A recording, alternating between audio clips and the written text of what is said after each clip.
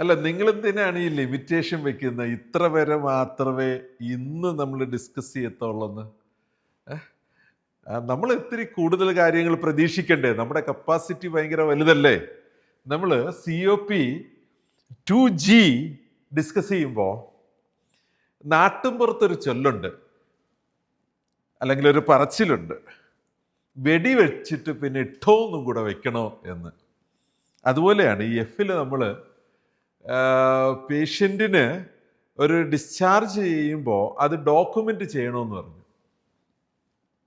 അതെന്തിനാണ് ഡോക്യുമെൻ്റ് ചെയ്യുന്നത്? ഈ പേഷ്യൻ്റ് പുറത്തേക്ക് പോകുമ്പോൾ, ട്രാൻസ്ഫർ ആയിട്ട് പോകുമ്പോൾ ആ കാര്യങ്ങളെക്കുറിച്ചൊരു വ്യക്തമായ ഡോക്യുമെൻ്റ് കൊടുത്തു വിടണമെന്ന് പറഞ്ഞിട്ട് നമ്മൾ അടുത്ത ഒബ്ജക്റ്റീവ് എലമെൻറ്റിൽ കാണുകയാണ്, ഈ പേഷ്യൻ്റ് പുറത്തേക്ക് ട്രാൻസ്ഫർ ആയി പോയാലും വീട്ടിലേക്ക് പോയാലും നമ്മളുടെ ട്രീറ്റ്മെൻറ്റ് സമയത്ത് എഴുതിയ നോട്ടുകൾ ഇൻക്ലൂഡ് ചെയ്യുന്ന, ഡയഗ്നോസിസുകൾ ഇൻക്ലൂഡ് ചെയ്യുന്ന, ലാബ് ടെസ്റ്റിൻ്റെ റിസൾട്ടുകൾ ഇൻക്ലൂഡഡ് ആയിട്ടുള്ള, നമ്മൾ ചെയ്ത ചികിത്സകൾ ഉൾപ്പെടുത്തിയിട്ടുള്ള ഒരു നോട്ട്, ഒരു ഡോക്യുമെൻ്റ്, ഒരു summary of treatment information with findings and investigations കൊടുത്തു വിടണമെന്ന്. ഇതെന്തിനാണ് പിന്നീട് ഒരു സെപ്പറേറ്റ് G എന്ന് പറഞ്ഞാൽ അത് ഗ്രേപ്സിനുള്ള ഇഷ്ടം കൂടിയിട്ടായിരിക്കും അല്ലേ? NABH സ്റ്റാൻഡേർഡ്സിനകത്ത് ഒബ്ജക്റ്റീവ് എലമെൻസ് പറയുമ്പോൾ ഇങ്ങനെ ചില രസങ്ങൾ നമുക്ക് കാണാൻ പറ്റും. അത് പറഞ്ഞൊരു കാര്യത്തെ നമ്മളുടെ മനസ്സിൽ അങ്ങോട്ട് അടിച്ചുറപ്പിക്കലാണ് ഉദ്ദേശം. അവിടെ പറഞ്ഞത് അല്പം ലൈറ്റായി പോയെങ്കിൽ ഇതാ അടുത്ത ഒബ്ജക്റ്റീവ് എലമെന്റ്, നിങ്ങൾ ഇവരെ പുറത്തേക്ക് വിടുമ്പോൾ ഈ ചെയ്ത ഡോക്യുമെന്റ് വ്യക്തമായി അവരുടെ കയ്യിൽ കൊടുത്തു വിടണം.